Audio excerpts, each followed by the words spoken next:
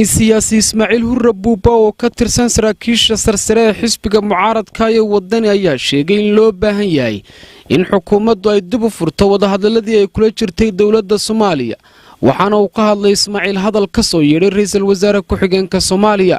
waxa loo baahan yahay wadahadalka Somaliland iyo Soomaaliya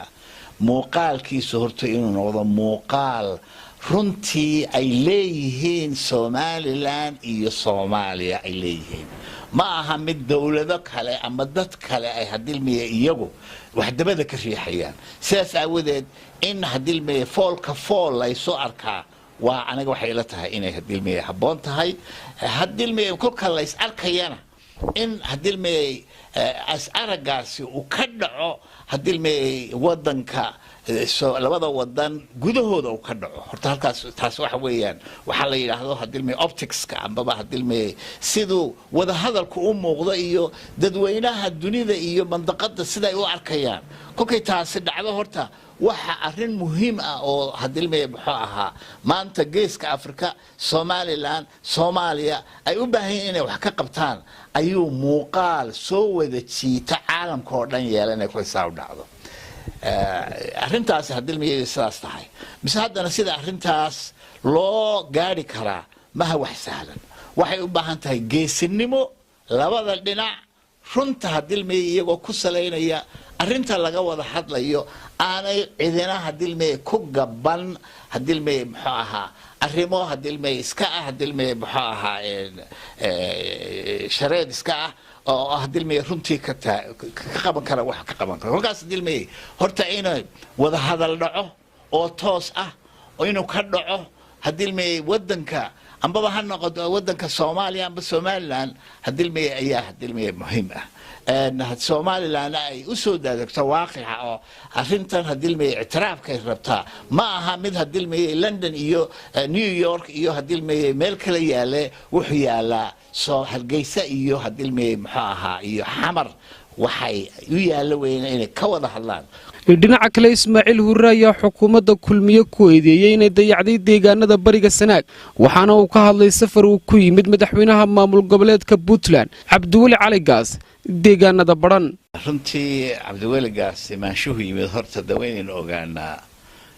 hadilmiye waxyaalaha ugu muhiimsan oo meesha u yimid waxay ahayd inuu ka kaambeyn gareeyo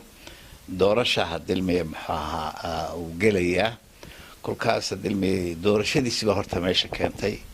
ayaan darana waxa hadilmiye goboladaas Sool iyo Sanaag amba xagga Puntland ha noqoto amba xagga hadilmiye Somaliland ha noqotee wax looma qabtay hadilmiye waxyaalaha laga doonayo kolka ay dadka wax doonaya ay doonayaan in la doorto ayuun baa la tagaa Somaliland saasay u tagtaa waqtiga hadilmiye doorashooyinka maantana hadilmiye maxaa aniga waxay la tahay Cabdiweli Gaas arrintu hadii arrimuhu u yimid ma dhaafsana hadilmiye campaignkiisa waa jirta hadilmiye mashaariic u soo qaaday mashaariicdana waa loo baahan yahay oo dadka ka faa'iideysanaya waxaana laga maarmaan ah hadilmiye muxuu ahaa hadilmiye muxuu ahaa Puntland iyo Somaliland waxay ku hirdimayaan hadilmiye xagga Sool iyo Sanaag weyn ogsoonahay Puntlandna isirnimay sheeganaysaa Somaliland hadilmiye muxuu ahaa waqtigii hadilmiye xorriyadda la qaatay Somaliland iyo Soomaaliya ayaa hadilmiye muxuu ahaa isku darsamay Sool iyo Sanaagna waxay ka mid yihiin hadilmiye muxuu ahaa Somaliland sidaas hadilmiye muxuu ahaa hadilmiye iska hor imadkaasaa jira waxaana laga maarmaana hadilmiye si degdeg ah dawladda hadilmiye Somaliland inay hadilmiye baran u tagto dadka hadilmiye wax u qabanaya ay hadilmiye muxuu ahaa u qabato Ismaaciil ayaa sidoo kale ka hadlay xeerka kufsiga gudaha Somaliland ka dhex abuuray buuq kaasoo culimada iyo asxaabta siyaasaddu ay sheegeen inay ku jiraan qodobo ka hor imanaya diinta Islaamka taasana waa hadilmiye uma arko dhibaato weyn oo hadilmiye muxuu ahaa aan laga talaabsan karahayn shareecadu hadilmiye muxuu ahaa siday tahay cidina hadilmiye muxuu ahaa kama talaabsan karto waa shareecadii waa diintii Islaamka ee dadkan hadilmiye Somaliland ay hadilmiye muxuu ahaa gidigood wada aaminsan yihiin ku dhaqmayeen iyadoo sidaas tahay misna haddana aniga waxa ii muuqata sharciga shuruucda noocaas oo kala ah waxay u baahan yihiin hadilmay in baarlamankuun la geeyo amba guurtida un la geeyo amba dawladdu ay hadilmay maxaa ka dooda un maahay wax weeyaan dadweynuhu inay fursad u helaan intaan qaanuunka la samayn intaan qaanuunka hadilmay maxaa lagu dhawaaqin inay iyaguna dooda ku saabsan qaanuunka ay hadilmay ka qayb qaataan arrinta hadilmay ka maqnayd meesha wax weeyaan waa taas waxaana ila tahay hadilmay si caadifada ka fog oo hadilmay wadanka aan qas u keenin in hadilmay arrinta halkeedii lagu soo celiyo dadweynaha loo ogolaado hadilmay waxay ka qabaan xukunka hadilmay baarlamanku hadilmay iminka uu mariyay madaxweynuhu wuu saxeexay habka hadilmay dawladnimo ee aynu hadilmay ku dhaqanana wax weeye kolba haduu qaanuun halka gaaro horta waa qaanuun laakiin si qaanuunkii waxa ka soo ka hor yimid mawjad dadweynihii ah iyo culamadii hadilmay diinta labaduba waa ka hor yimaadeen sidaas aawadeed in qaanuunka hadilmay dib loo soo celiyo hadilmay maxkamadda sare ayaa hadilmay awood u leh inay tiraahdo qaanuunkani dastuurkii buu ka hor imanayaa aniga waxay la tahay arrinta in la dejiyo oo aan hadilmay xasaasiyad iyo siyaalo hadilmay dadka caadifadoodu kiciyo haddana aan waxba qaban waxa weeyaan waa qaanuun baa hadilmay meeshii yimid qaanuunkana kulka la doonay in la bedelo wuxuu leeyahay hab loo raaco lagu bedelo waxa hadilmay loo sameeyay dawladdu ay saddexda qaybood u tahay ee hadilmay maxkamadda sare ay u taagan tahay kulka hadilmay qayb dawladnimo hadilmay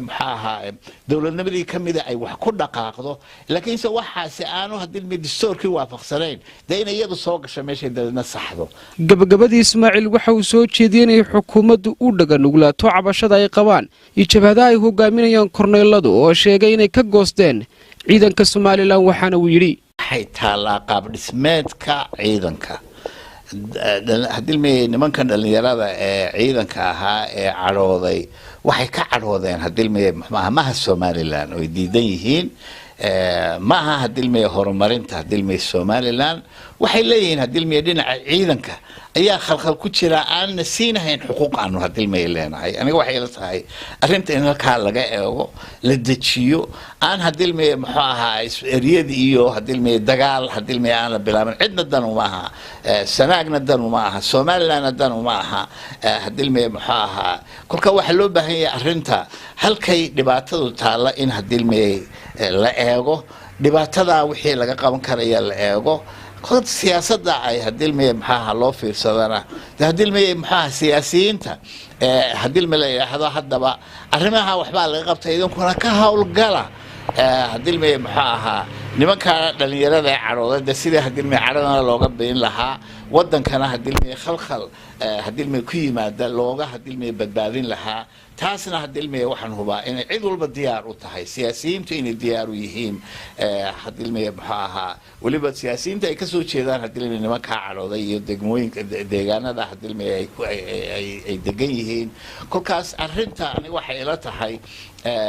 kolka hadilmay mushkilad timaado haddii aanad